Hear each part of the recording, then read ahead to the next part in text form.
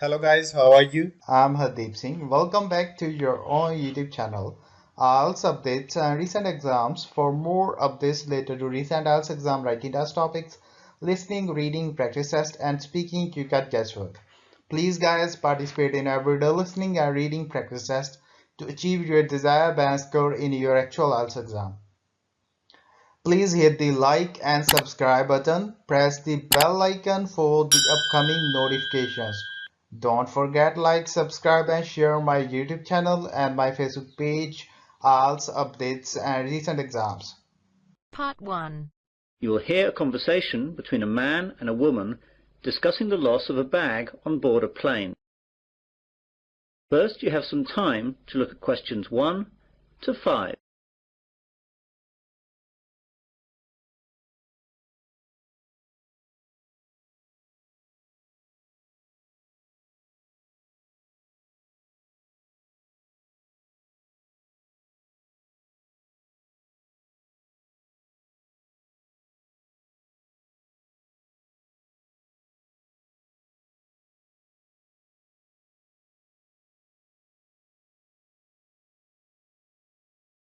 Listen carefully to the conversation and answer questions 1 to 5.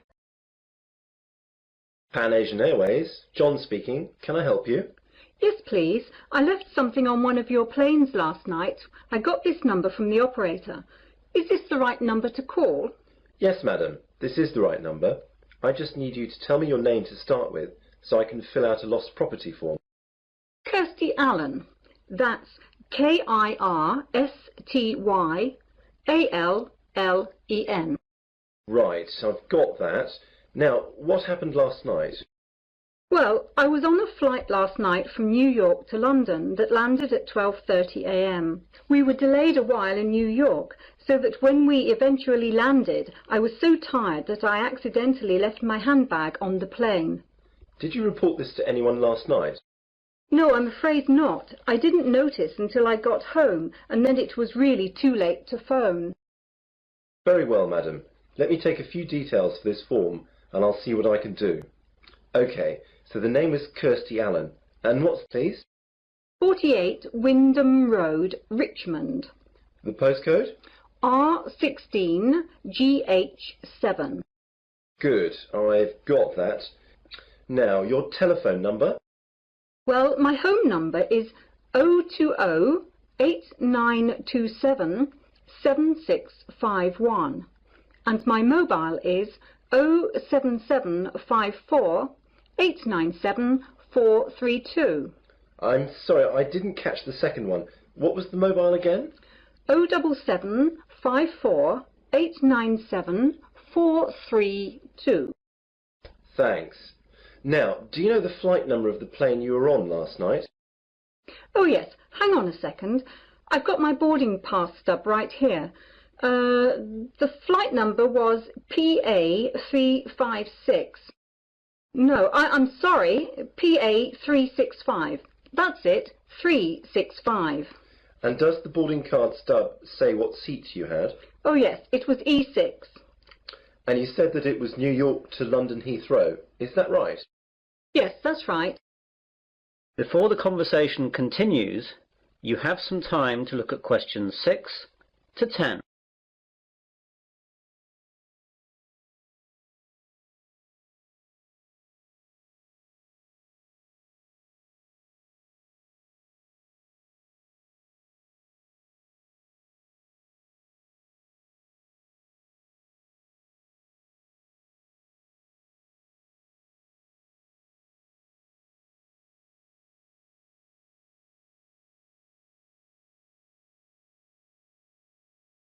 Now listen carefully and answer questions 6 to 10. OK then. Now, I have to take some details about the bag that you lost. It was a handbag, yes? That's right. Could you describe it to me? Well, I guess it just looks like any regular handbag. It's very dark red with black handles, and the catch on the top is gold-coloured. Does it have any distinguishing marks? Not really. It's quite new, you see, so I haven't scratched it or anything. It's got a brand name, but that's just inside the bag when you open it, under the catch. Okay. Now, can you tell me what was inside the bag? Quite a few things, actually. Not my passport, of course, or I would never have got out of the airport. My purse is inside, and that's got about $200 and about £70 cash. There is also my credit card and some membership cards. Good. I'll just write that down. Anything else in the bag? A small paperback that I was reading, some makeup, my work keys, but not my house keys, thank God, and a couple of pens. Have you informed the police about the loss of the card? Yes, and I've also cancelled the card with the credit company. Right. Now what I'll do is to contact the lost property, which is where your bag will have gone if it was found. I'll give you a call back within an hour and tell you what the situation is. If you haven't had a call within an hour and a half, call back this number and ask for me. My name is John, okay? Yes, that's great, John. I'll speak to you later. Goodbye. Goodbye. That is the end of part 1. You now have half a minute to check your answers.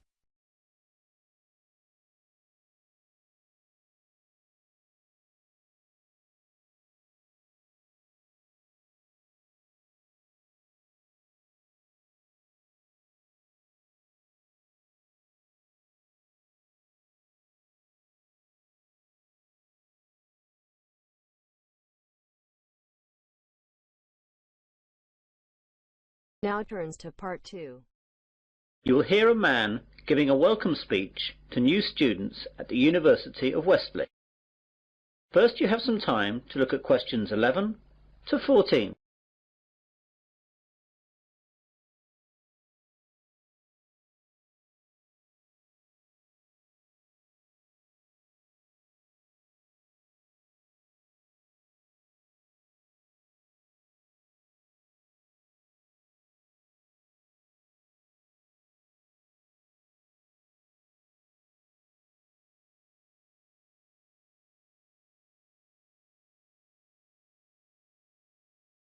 Now listen carefully to the welcome speech and answer questions 11 to 14.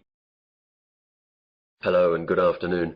My name is John Walker and I'd like to welcome you new students to the University of Westley. What I'm going to do today is just explain to you some of the facilities that you'll find here on our main campus and where you'll find them. If you look at the map on the overhead projector, let me talk you through some of the locations before describing some of them in more detail.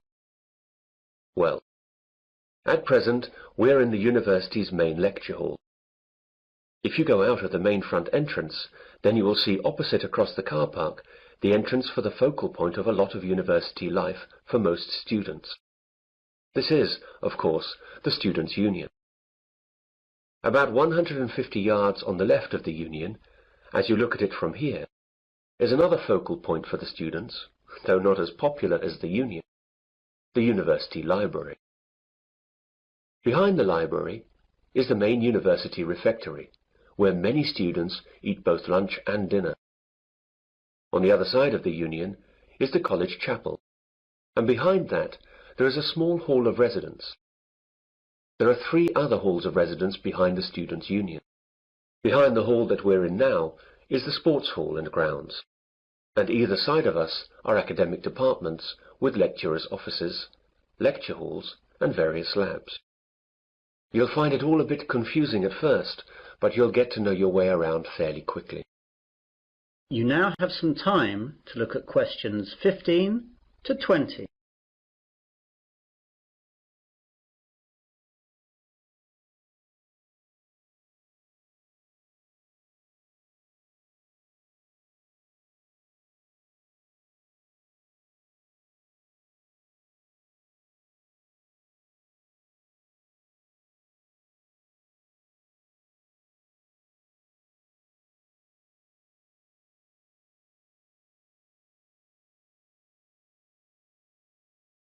Now listen to the rest of the welcome speech and answer questions 15 to 20. I'd like now to talk about a few important places on the campus. All students must belong to the Students' Union if they wish to use any of its services. It's very cheap, and we certainly recommend that you join.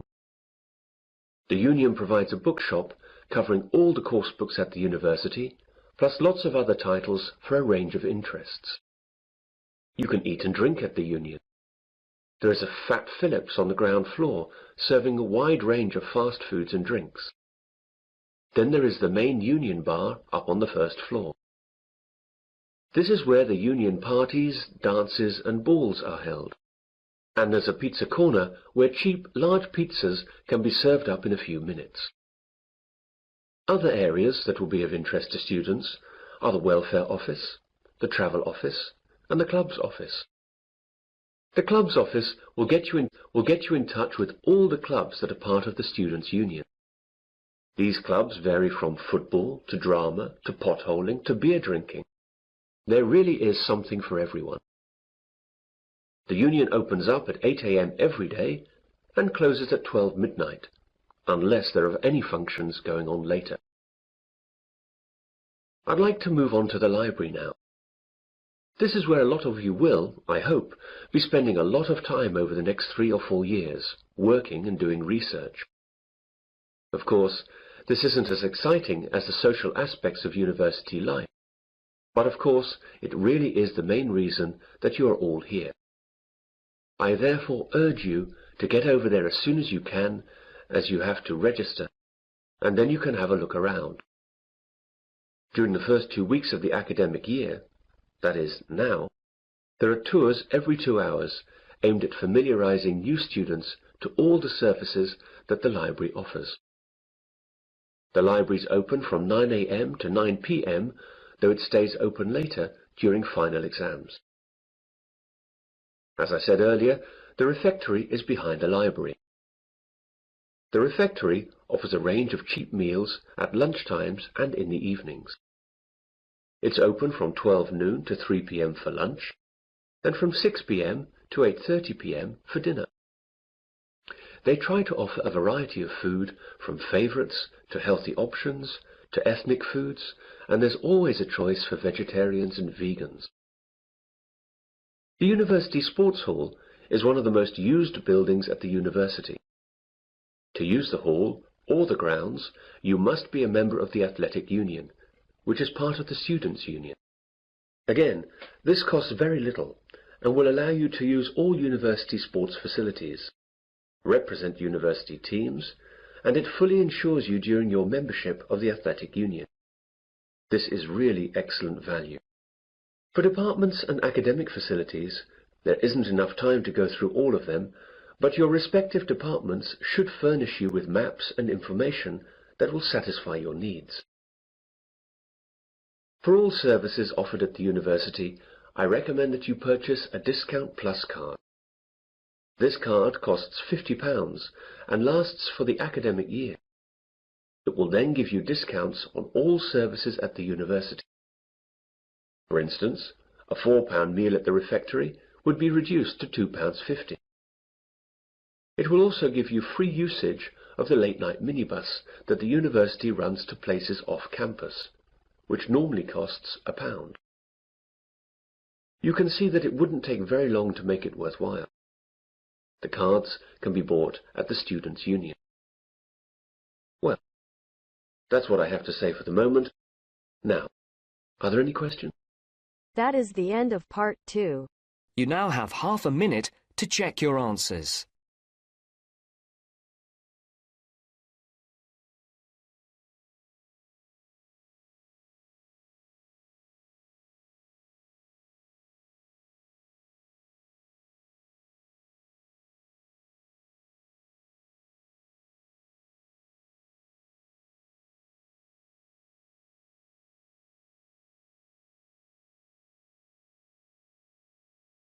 Now turns to part 3. You will hear 2 students talking about their assignment. First, you will have some time to look at questions 21 to 25.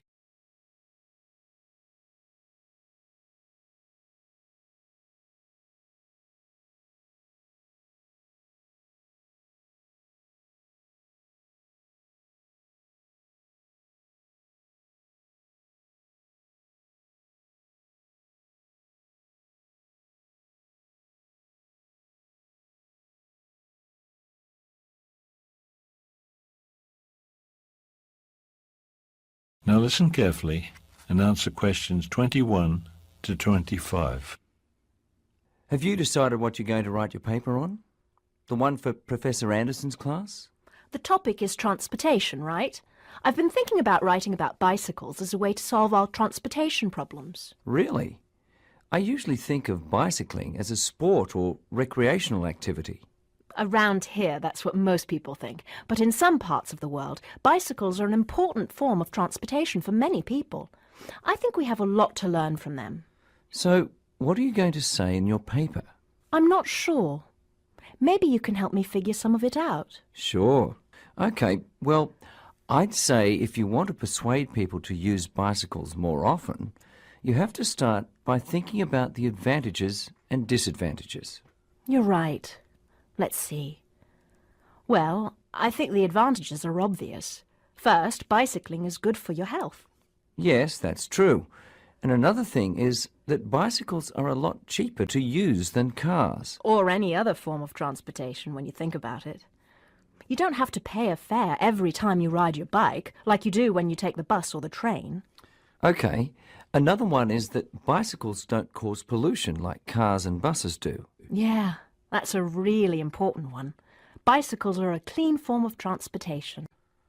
Okay, so what about the other side? What are some disadvantages? Some reasons why people might not want to use bicycles? One thing I thought of is weather. Who wants to ride a bike in the rain? Or if you live where the weather is cold all winter, it would be hard to use a bicycle regularly. So bad weather would be a problem. Bad health would be too. Some people just aren't strong enough to ride bikes very much.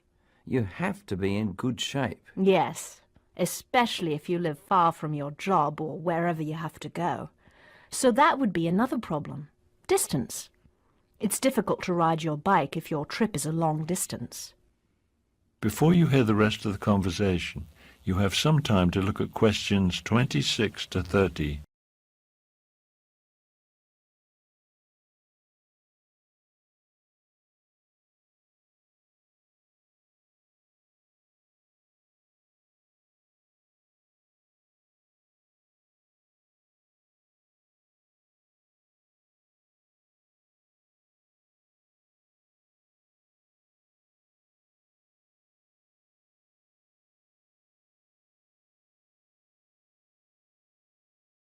Now listen carefully and answer questions 26 to 30.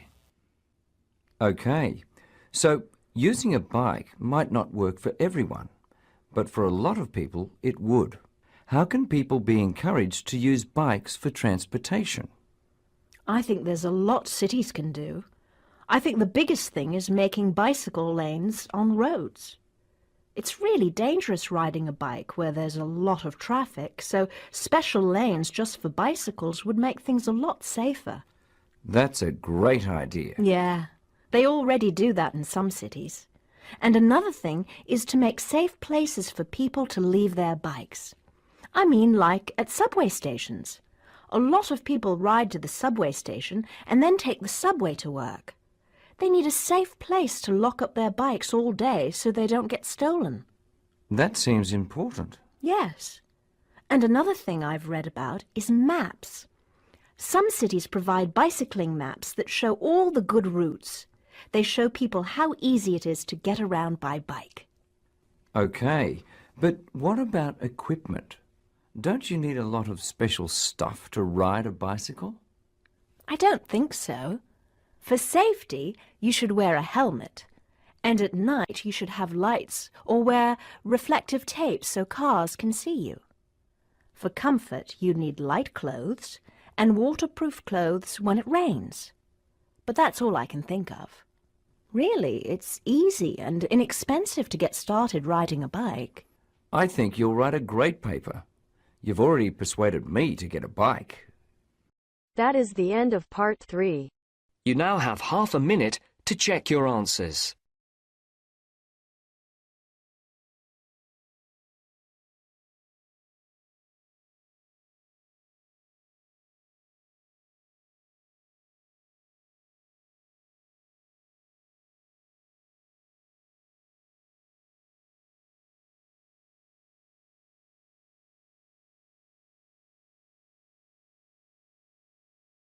Now turns to part 4.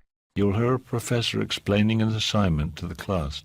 First, you have some time to look at questions 31 to 40.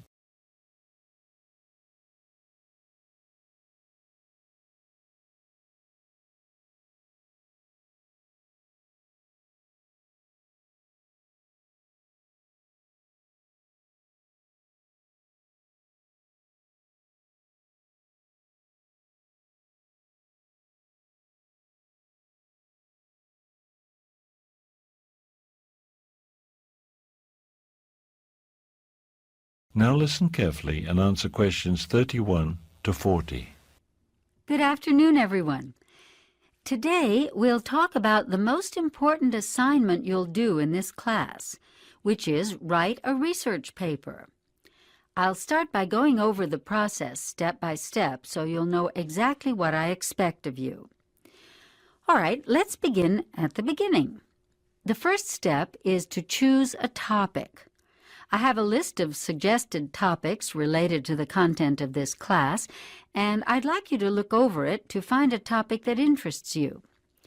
Then, since they are somewhat general, I'd like you to narrow your topic choice down to something more specific. You'll need to get my final approval on your topic before you begin your research. The next thing you'll do is gather information on your topic. There are 2 major places to go for that.